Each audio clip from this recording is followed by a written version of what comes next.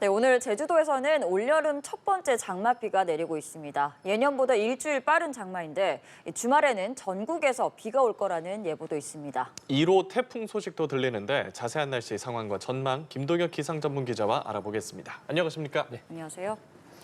네, 지금 서울에서는 오늘 낮에도 굉장히 더웠는데 제주에서는 장맛비가 내린다는 소식이 있습니다. 올여름 장마 평소보다 예년보다 조금 일찍 시작을 한 건가요? 예, 그렇습니다. 예년과 비교하면은 한 일주일가량 빨리 올여름 장마가 시작했다라고 보시면 되겠고요. 네. 서울을 포함한 내륙 지역에서는 이제 올 들어서 오늘이 이제 가장 더운 날을 기록하면서 30도를 웃돈 지역들이 많았는데요. 반대로 이제 남쪽의 제주도에서는 장맛비가 내리기 시작을 하고 있습니다. 그래서 오늘 새벽 3시 무렵 정도부터 시간당 1mm 정도 약하게 비가 내리면서 제주는 올여름 본격 장마에 돌입했다라고 볼 수 있겠고요.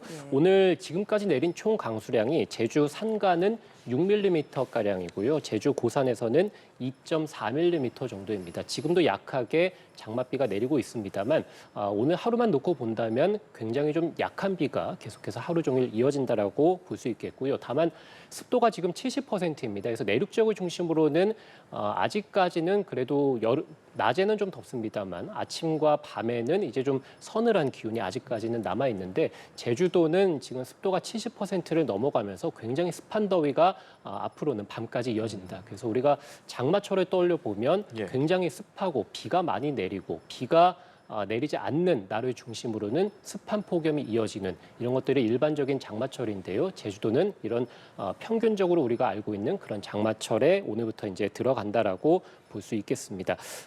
말씀드린 대로 이제 일주일 정도 빠른데 제주의 평균적인 장마의 시작일은 6월 19일에서 20일 정도라고 보시면 되겠고요. 일반적으로 한 달가량 장마가 지속이 되고요. 강수량은 많은 지역들에서는 특히 이제 제주 산간에 해당이 될 텐데 최대 이제 한 1000mm가량 많은 비가 내리기 때문에 어쨌든 우리나라 1년 중에서는 가장 많은 비가 장마철에 집중이 된다 해서 관측 이래로는 역대 3번째로 빠른 장마로 기록이 됐습니다. 예, 제주에서 장마 시작부터 비가 좀 많이 올 거란 예보가 있던데 어느 정도 내릴까요? 예, 말씀드린 대로 이제 오늘은 약하게 장맛비가 내리고 있습니다만 이제 내일부터 해서 본격적으로 장맛비가 내리기 시작을 하겠습니다. 지금 제주에서 예상되는 강수량만 놓고 보면 내일부터 해서 주말까지 제주 산간에 250mm 이상 비가 내릴 것으로 예상이 되고요. 제주 내륙에서도 50에서 120mm 정도 예보를 내고 있습니다. 그래서 지금 보시는 그래픽이 오늘 오후 5시 무렵 정도까지의 강수량입니다. 그래서 제주 산간에서 200mm 이상 내릴 것으로 기상청에서 보고 있다가 조금 전에 예보를 이제 상향 조정하면서 강수량이 250mm까지 늘어나게 됐고요. 제주 내륙에서도 최대 150mm가 아니라 180mm에서 지금 예상보다 장마구름의 강도가 이제 더 강하다. 그래서 내일부터 해서 주말까지 제주 지역을 중심으로 100에서 200mm 또는 250mm에 달하는 굉장히 많은 비가 내릴 것으로 보이고요. 특히 이제 이 비가 집중되는 시기는 금요일 밤부터 해서 토요일 아침 정도까지라고 보시면 되겠습니다. 이 무렵 동안에 제주에서는 시간당 30에서 50mm 정도 집중호우가 쏟아질 것으로 보이는데 우리가 집중호우의 기준이 1시간에 30mm 이상 내릴 때거든요. 이것보다 훨씬 더 강한 50mm 정도의 비가 1시간에 쏟아질 것으로 보이고요. 역시 이제 강수의 강도도 오후 5시 무렵 정도까지는 기상청에서 시간당 20에서 40mm 정도로 봤다가 지금 30에서 50mm로 강수의 강도도 상향 조정한 상황입니다. 그래서 여름 초입부터 해서 제주도를 중심으로 굉장한 폭우가 쏟아질 것으로 보입니다. 네, 말씀하신 대로 내일 저녁부터 제주에는 좀 강한 비가 올 것이다 이렇게 예측을 하고 있는 상황인데 이 비가 전국으로 점차 확대가 될 거라는 예보가 있더라고요. 그러면은 주말에는 제주 지역이 아닌 다른 곳에서도 좀 비가 많이 내리는 건가요? 예, 아무래도 이제 주말 날씨를 좀 궁금해하시는 분들이 많을 텐데요. 전국적으로 비가 내릴 것으로 예상이 됩니다. 지금 제주에서 내리고 있는 이 비가 점차 내륙으로 들어올 것으로 현재 예상이 되고 있고요. 그래서 지금 그래픽 통해 보시면 앞으로 이제 많은 지역들에서 비가 특히 이제 주말 동안에는 전국적인 강수가 예보가 되어 있는 상황입니다. 내일 제주를 시작으로 해서 점차 남해안 지역으로까지 비구름이 올라올 것으로 보이고요. 오전에는 전북 지역, 오후 늦게부터는 충남이라든지 또는 경북 지역까지 올라오겠고 내일 밤부터 해서는 제주에 집중호우가 쏟아진다고 말씀을 드렸는데 수도권까지도 일단 비구름이 올라올 것으로 예상이 됩니다. 내일 밤부터 해서 전국적인 강수를 예상하시면 될 것 같고요. 이 비가 주말까지 이어지면서 주말 밤까지 전국적인 강수가 예상이 되고 있습니다. 특히 이제 제주를 포함해서 많은 비가 내리는 지역들은 이제 남해안 지역들이라고 보시면 되는데 네. 최대한 120mm 정도 비가 내릴 것으로 보이고 토요일 아침 무렵 정도의 남해안 지역에서 역시 이제 시간당 30에서 50mm에 달하는 강도가 굉장히 강한 비가 쏟아지겠습니다. 그 밖에 내륙 지역에서는 광주라든지 이 부산 지역들에서도 최대한 80mm 정도 비가 내릴 것으로 보고 있고요. 충청 지역에서는 최대 60mm, 수도권에서도 최대한 20mm 정도 비를 보고 있고요. 수도권의 남부, 이 경기 남부 지역을 중심으로는 5에서 40mm 정도 비가 좀 내릴 것으로 보고 있습니다.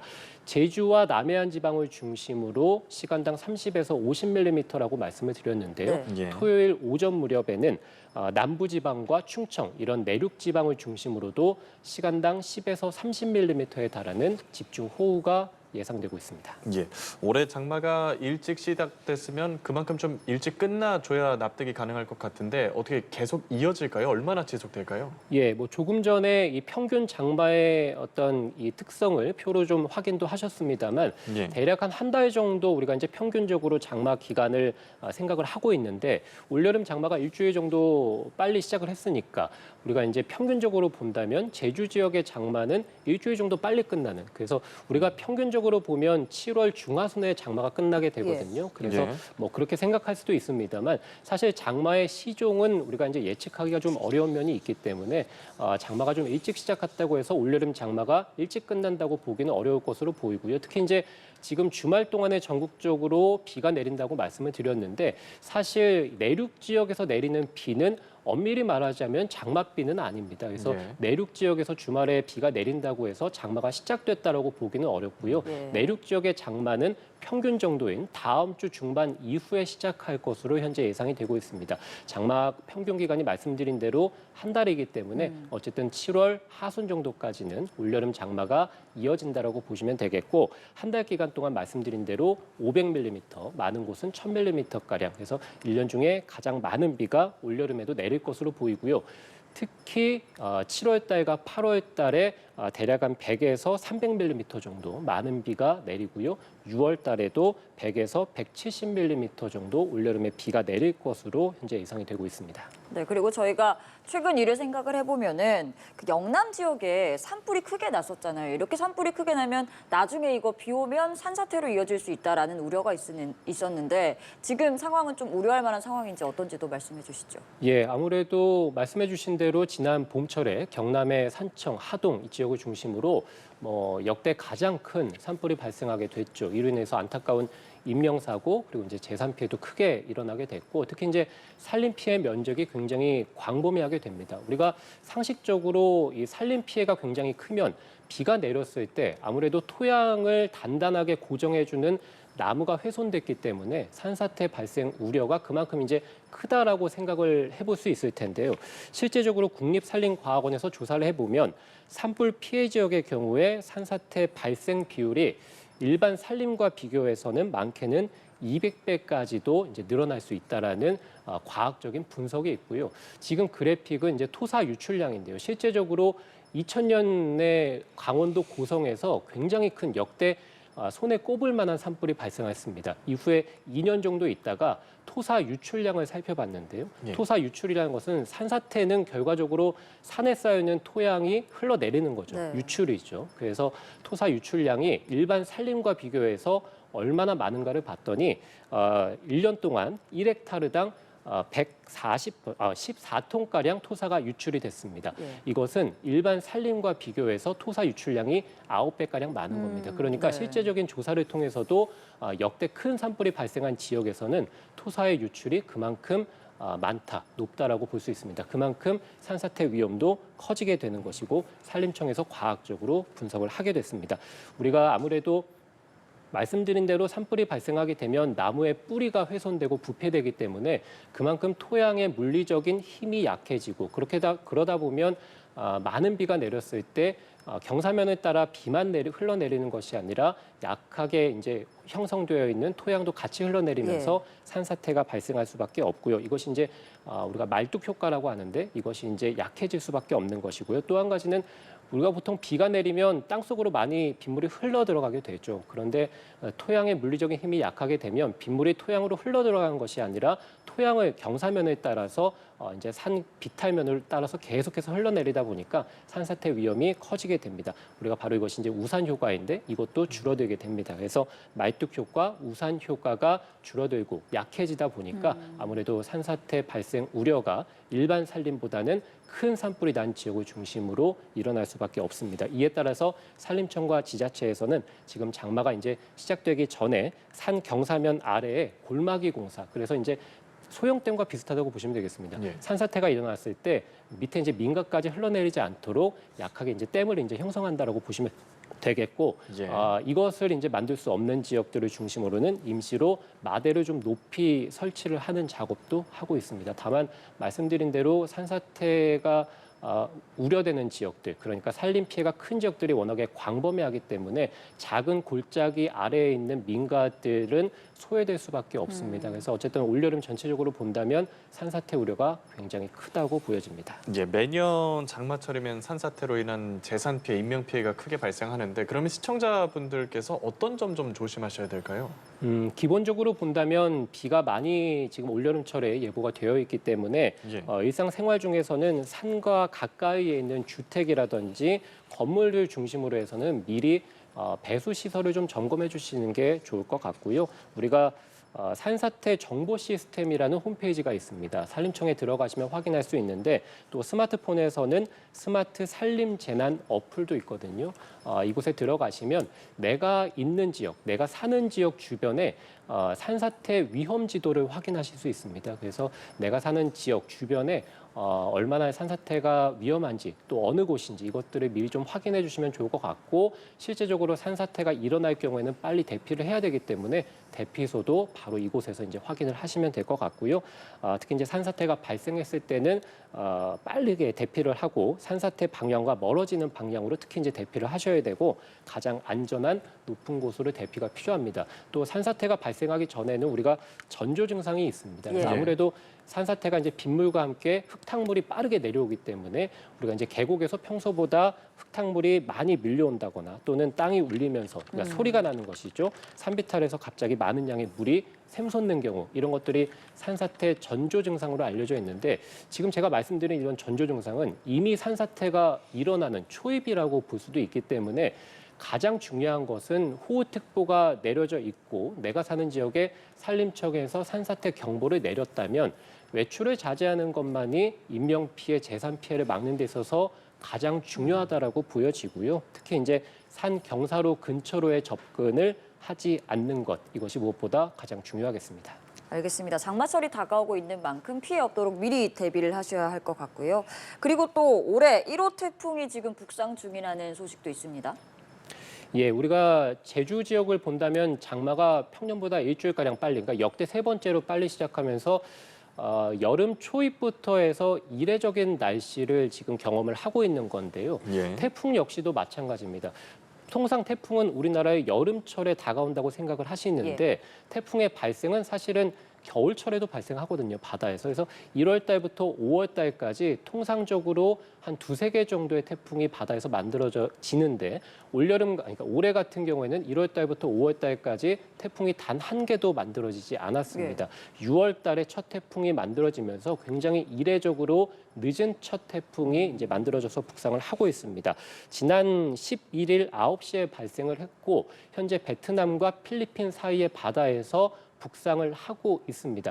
우리나라와는 멀리 좀 떨어져 있기 때문에 이 태풍이 직접적인 우리나라에 영향을 주지는 않을 것으로 보입니다만 이 태풍이 어쨌든 내일 중국 하이난성을 통과를 해서 그대로 계속 북진을 해서 중국 남부로 들어가서 다음 주 초에 소멸할 것으로 예상이 됩니다. 태풍의 이동 속도는 시속 10km에서 굉장히 느린 속도고요. 강풍 반경은 270km로 소형 태풍의 모습을 하고 있습니다. 중심에서의 풍속은 초속 25m까지 성장할 것으로 보여서 강도로 본다면 중급 태풍까지는 성장을 하겠습니다. 예.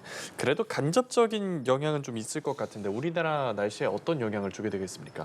예, 말씀드린 대로 이제 직접적으로 태풍이 우리나라 근처까지 다가오진 않습니다만 우리나라의 서쪽 지역에 중국 내륙이 위치하고 있죠. 바람은 중국 쪽에서 우리나라 쪽으로, 그러니까 서풍이 불어들게 됩니다.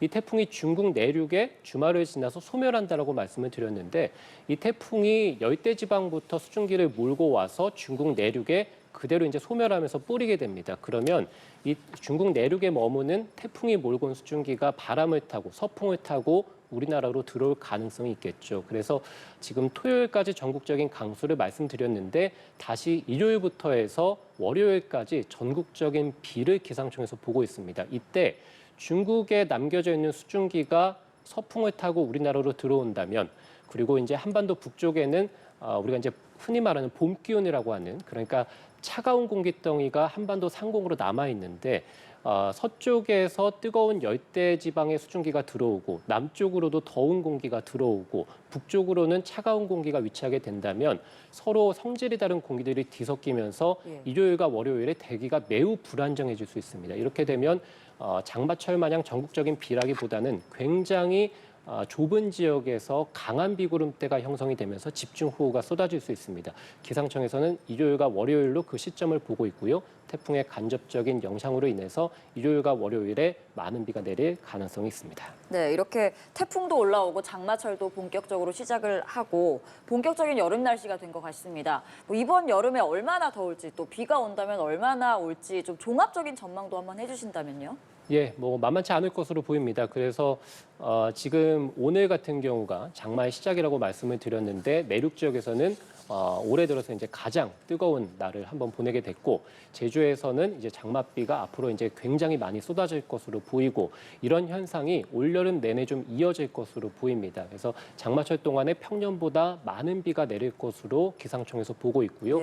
장마가 끝난 이후에 우리가 보통 2차 장마라고 하는데요. 이것들도 평년보다는 좀 많을 것으로 강수량이 보고 있습니다. 그래서 전체적인 여름철 6, 7, 8월 동안에 강수량은 예년보다 많을 것으로 보인다. 그리고 작년 같은 경우 생각해 보면 열대야가 역대 가장 심했습니다. 우리가 습한 폭염이라고 많이들 불렀는데 작년과 비교한다면 폭염의 강도는 좀 덜할 것으로 보고 있긴 합니다만 우리가 예년 이맘때 여름철 폭염과 비교한다면 강도는 그것보다는 강할 것이다. 그래서 폭염도 만만치 않을 것으로 보이고요. 태풍 같은 경우는 아무래도 더운 날이 많고 특히 이제 한반도 주변에 바다가 뜨거우면 태풍이 좀 많이 발생할 것이다라고 생각할 수도 있는데 우리가 바다가 너무 뜨거우면 태풍의 발생 개수는 오히려 줄어들게 됩니다. 그러니까 온난화가 진행이 된다고 해서 태풍이 많이 발생하는 것이 아니라 태풍의 강도가 강해진다라고 생각을 하시면 되거든요. 올여름도 평년보다는 태풍은 한두 개 정도 우리나라에 영향을 주지 않을까 해서 평년보다 개수는 줄어들겠습니다만 태풍의 강도는 예년보다 강할 가능성이 높다. 그래서 전체적으로 폭염과 폭우, 태풍 모두 강도가 평년보다 강할 것으로 보고 있기 때문에 말씀드린 대로 굉장히 만만치 않은 여름이 될 것으로 보이고요. 따라서 지금 장마가 이제 시작했다라고 말씀드렸기 때문에 앞으로 이제 폭염, 폭우 잘 대비를 해주시는 게 좋을 것 같고요. 특히 이제 안전하게 여름을 나시면 좋겠습니다. 예, 올여름 날씨 전망까지 김동엽 기상 전문 기자와 함께 알아봤습니다. 오늘 말씀 고맙습니다. 고맙습니다.